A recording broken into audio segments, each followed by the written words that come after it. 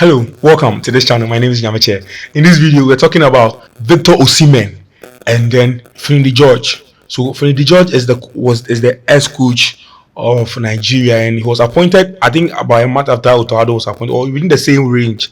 Otoado was appointed as a coach of the Black Stars of Ghana, and then Finidi George was appointed as the Nigerian Super Eagles head coach. So I mean, the first game for Finidi George was the game against Ghana. He won 2-1. Yes, I mean, he won 2-1 against Ghana, and then he played the next game against Mali and he lost 2-0.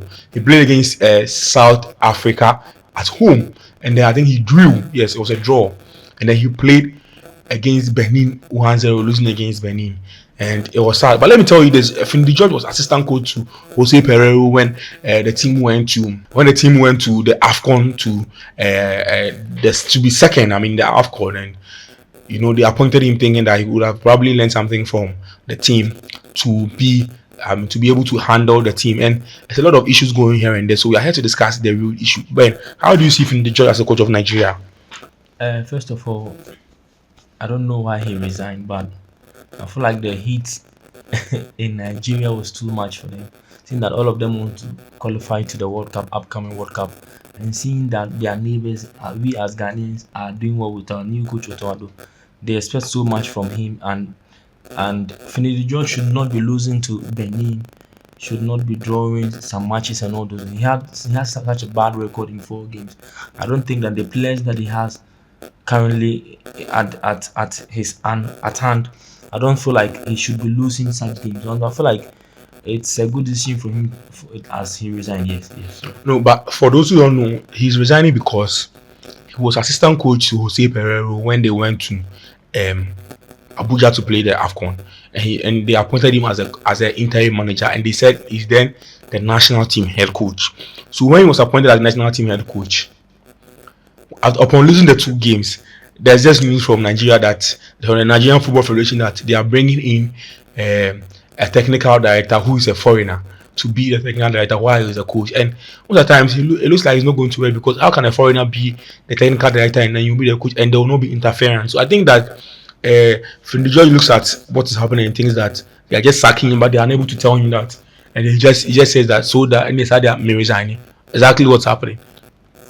So I agree with you on that too, but still, Finidi George should just have come. He has a bad record, and there is no country like there are certain countries in Africa here who will not, irrespective of your status as a legend and all those stuff, who will not just be there. This is World Cup qualification we're talking about.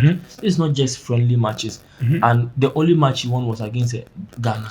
Even that Ghana had a red card. Exactly. And Ghana dominated them. And that was just a mere game where they were also playing in their respective clubs, and were in the middle of the season, and so nobody wanted to be injured and all those exactly. stuff. Partey was not even around and those stuff.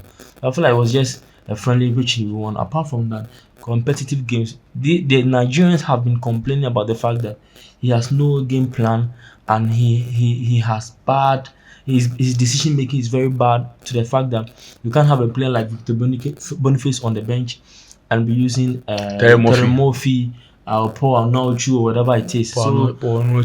So these are some complaints from the Nigerians and everyone who has been watching. They expect more from him. You have Ademola Lookman, one of the best players currently. Samuel Chukwueze. I can't really speak much for him concerning Chukwueze's form and all those stuff, but you have some of the best players in your squad. Yes, I mean. And just recently at the AFCON, you guys were, I think, second or whatever it is in the finals. Exactly. Yeah. I don't know why Pesoro went or Pesoro whatever it is. Yeah. But I feel like they expect so much from Finidi George. They have one of the best players in Africa currently. So I feel like if there are decisions to bring in the technical director and all those stuff, and he feels like resigning, I think it's his decision to make. But it was a bad spell from Finidi George. Yes. Exactly. So just this morning, there's an issue going on social media where it looks like, I mean, it's not yet confirmed that Finidi George was blaming Osimhen for his bad spell. It's not yet confirmed. Can a coach blame Osimhen, who was not in the squad, Nigerian squad, for the 2 games for the bad spell? Like, is it possible? Let's imagine he said that. All these are alleged, you understand? So if he says that, I mean, a coach is supposed to focus on his work. You see, in Nigeria, they don't have problems with attacking so much. So if one player like Victor Osimhen It's out. is out of the squad, I mean, it's good that you have your best players.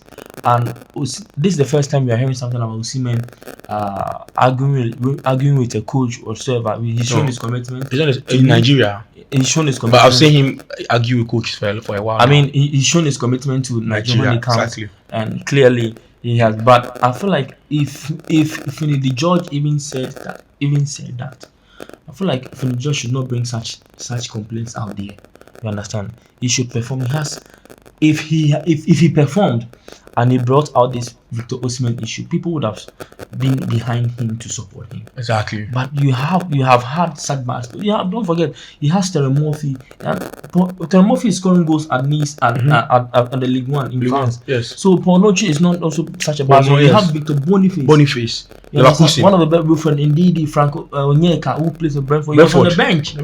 Throughout the game. So I'm saying that you have one of the best players, and you can't have this results. Exactly. So I'm saying that even if he said that it was bad from him, it shouldn't have come from him. He should have just focused on his work as a coach, head coach for the Nigerians. The Nigerian team is bigger than Osimhen. And exactly. So, and just move on. Yes, because we've seen such issues pop up from some players who like not to show up in their respective countries to play and all those stuff. But as a coach, you need to perform. That is why it's a squad. It's a country. You have many players. You can't build a team around one player. For example, if you take Argentina like this, if they are without Messi, they have Di Maria. Scaloni is expected to provide results. If they don't have Di Maria, they have Dybala. They have to provide results for supposed to score. That's the most important thing. There is no excuse for a country without maybe their star player not to produce results. You are supposed to produce, because there are many players in the squad or in the country, so you are supposed to produce results. So if Finidi George said that, I mean, it was bad from him, it shouldn't have come from him. Yes. So let's talk about Osimhen's reaction. You saw Osimhen's reaction on social media. Is it the right way to approach the situation? We sat here and spoke about Kudus' situation just recently.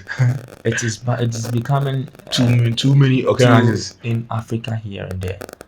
We heard that there was a player from Cape Verde or Equatorial Guinea. Emiliano Nsue. Exactly. So blasting his coach. Exactly. And the FA in public. But there is so much disrespect when it comes to African players and their coaches, especially when their coaches are Africans and from their own nations. Yes, they don't respect them. You understand? So I'm saying that irrespective of what Finidi just said, Victor Osimhen is a professional. Exactly. And I have never seen in my time of watching football, I have never come across a situation whereby professional footballers like, for example, let's say there was an issue regarding Jadon Sancho and Ten Hag at Manchester United. There was never a time that you saw Jadon Sancho put a phone. I mean, he wrote certain things, but you didn't go that far. Yes, come to record a video. The journalists are smart, so they pick just from here and see that this is what is going on here. But hardly would you see a professional player, like, for example, like what I'm saying about Jadon Sancho, put a phone in front of go on Instagram and go and throw shades here and there to his head coach. I say I've lost respect for you.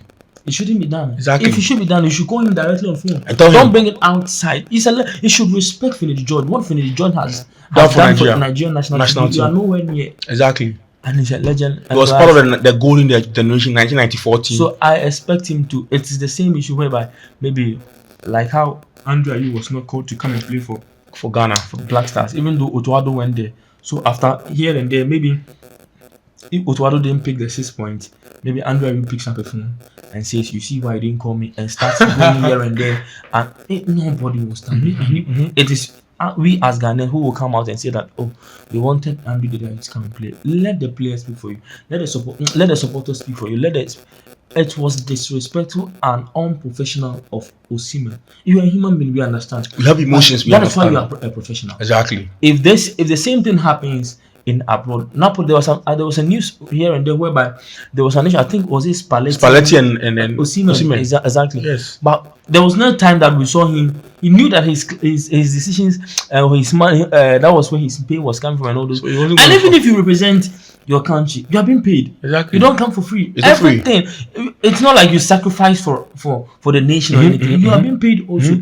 So I expect that Victor Osimhen should have given the maximum respect To the coach. No See him as a matter what legend. he said, because it was not because it was not like he stood out. The Finidi George brought out the phone. It was so much unprofessional of Victor Osimhen. I know people out there will come from here and say that he's a human being, but that is why you are called a professional. That's why you And have whereas- exactly. you have a team who should be handling you on All these these matters things, and all those. exactly. You should have advisors who you communicate these issues. This is a big issue. This is a national team issue, and it could affect Victor Osimhen in the coming days to come, in the coming years. So it was unprofessional of Victor Osimhen. So yeah, let's talk about this. Will you question Osimhen's commitment for Nigeria? Because I watched him in the Ghana vs Nigeria game when we were playing for the World Cup qualifier. He was so good. He was really committed. Do you think he's not committed playing for Nigeria? I will never question. There was a time that he played his heart out that there was an anti-doping test Yes. for him, that he should be tested before he moves on, because He was playing. The energy levels were too much. it was unimaginable. Yes. The way he pressed, the way he, I think what game was I think it? it's the AFCON. Yeah, there was a particular game that he made a goalkeeper commit a blunder, and at the end it was a penalty. He won on the penalty. Yes, yes. So it was exceptional. He started all the games. It was very good, and I don't think any Nigerian or any footballer What question or any spectator would doubt his commitment to the Nigerian national team. We saw him at the Baba Yara Sports Stadium. We saw him also at Nigeria when we went there, when we were playing for the AFCON, the World Cup qualifiers. Yes. We saw his commitment. His commitment. And it's nobody can doubt his Nobody can commitment. doubt. But he has to just manage his moments, manage the patience. Exactly. So when he chooses to play for it's not by force to represent your country.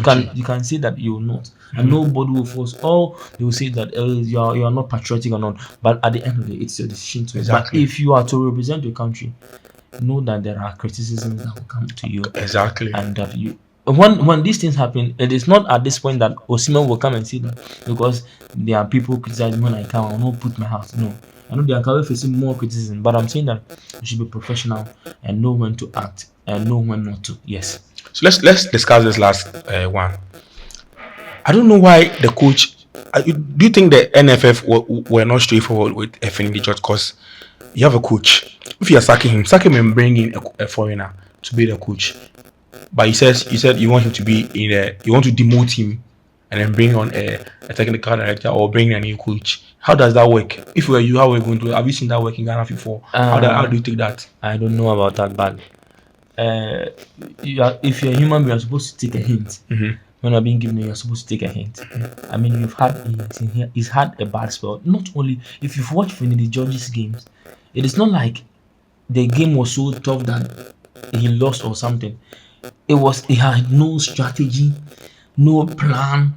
I mean, nothing. You understand? It was a tactical problem. Yeah, it's no more than a tactical problem. You see, there was more to it than what we see on the pitch. And when there are issues in the camp and the changing and all those stuff, it shows on the field. Understand? So I'm saying that there was a hint. He's a legend who they can't outrightly sign them. I feel like maybe he has some friends at the NFF and all those. Maybe he knows what's going on behind the scenes. Maybe he's played some of the players he played with in his time are part of the NFF, and they can't come out directly and tell him to say that after 4 games. Some of his fans will try to say they give him more time, because some of them love him because he's a legend. But I feel like he took the hint, and today's the Nigerian national team. And I feel like if it was an African qualification that was friendly, they are giving him more time to do it. But this World Cup qualifier, and it depends so much on the coach's decision, and they have feet on their league log, on their table, and it's not looking good for them. Can they qualify? It will be very, very difficult. No. You see, they have very good players who can in any day. It will depend on them winning every matches.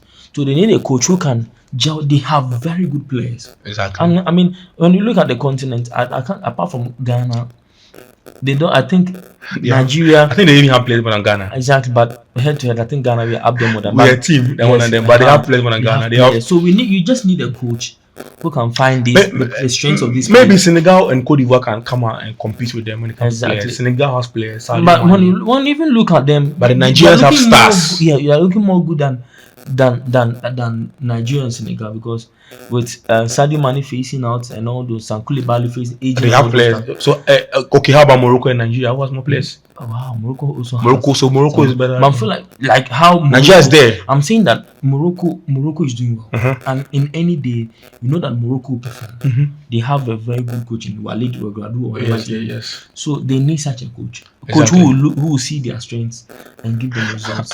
I'm sure that's what they wanted to do, and they wanted Finidi George. You know, every country is appointing its native, so I'm sure they would to get someone from Nigeria. No, don't just speak any native. No, yeah. I feel like I'm telling this fact. If Ghana had a first 11 against Nigeria, we're going to beat them. oh, exactly. Yes. No, you see, I feel like Finidi George was not yet up there, but they just gave him the job. The job to try and as get compared him. to. And when you won against Nigeria, when you won against Ghana, they gave him the job. And in that particular, Ghana was not even playing good. Who starts the Boko at the center back? I mean, in the prime match, exactly. It was behind closed doors. There was no. Benizana is left back. Nobody. So it was just a game that was just planning something out. Guys. So I feel like Ghana made sure Nigeria appointed the wrong coach, and now you're not qualifying for the World Cup. Yeah. It was good. For me as a Ghanaian, I wished they will continue keeping Finidi George there, that they maybe they will expect some magic to happen, but. I mean, it was bad. It was from the whole matter. It was unprofessional from both of them, if that was the case. But I feel like from the camp of Finidi George is past that level. He's no longer gonna play any football again. So if he comes out to even say that, it will not hurt me like that. But Osimhen, you are going to you are looking for a new club to. This can affect your CV. Exactly. You should look at that, and you are a young player. I think he's 24 or 25 years old. You're a young player. So if you come out and bring a phone and start, so you've lost, come out and you've lost respect for your coach. This place, this scouters, and they watch everything. So it might come out to haunt you. So I feel like Osimhen will bring out an apology video. I know. I think people will speak to him to bring a video to apologize to all his fans and everybody. And we are waiting for that video to come out so that he shows respect to Finidi George. Yes. So guys, Charlie, thank you for watching this video. We'll be giving you back-to-back football updates on this channel. I beg, subscribe.